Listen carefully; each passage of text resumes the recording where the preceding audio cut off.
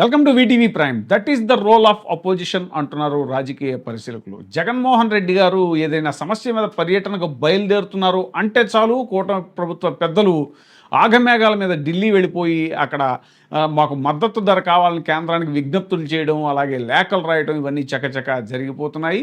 జగన్మోహన్ రెడ్డి గారు మొదట్లో గుంటూరు మిర్చి యార్డుకి మిర్చి రైతుల సమస్య మీద ఆయన పర్యటనకు బయలుదేరతారు అని తెలిసిన మరుక్షణమే స్వయంగా చంద్రబాబు నాయుడు గారే ఢిల్లీ వెళ్ళి కూర్చుని మరి మిర్చి ధర గురించి మాట్లాడటం జరిగింది కేంద్ర ప్రభుత్వ పెద్దలతో.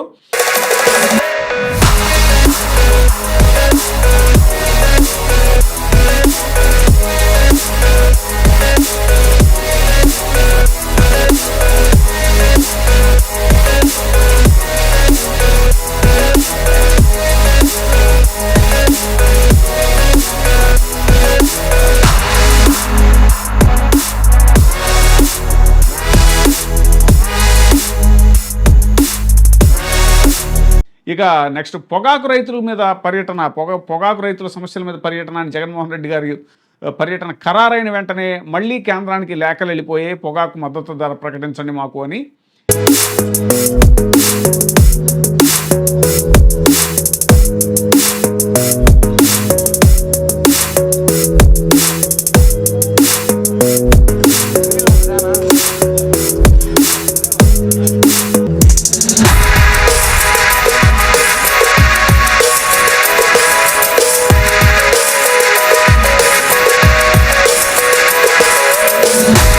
ఇక తాజాగా చిత్తూరు జిల్లాలో మామిడి రైతుల సమస్యల మీద జగన్మోహన్ రెడ్డి గారు పోరాటానికి బయలుదేరారు. ఆయన పర్యటన అనగానే మళ్ళీ వ్యవసాయ శాఖ మంత్రి అచ్చెన్నాయుడు గారు హుటాహుటిన ఢిల్లీ వెళ్ళిపోయి అక్కడ కూర్చుని కేంద్ర ప్రభుత్వ పెద్దలతో మాకు మామిడికి ధర కావాలి అంటూ మాట్లాడటం జరుగుతుంది. ప్రజాస్వామ్యంలో ప్రతిపక్ష నాయకుడికి ఉన్న బలం అది, ప్రతిపక్షానికి ఉన్న బలం అది. జగన్మోహన్ రెడ్డి గారు ప్రతిపక్ష పాత్రని సమర్థవంతంగా 100కి 100 పోషిస్తున్నారని విమర్శకులు సైతం అంటున్నారు.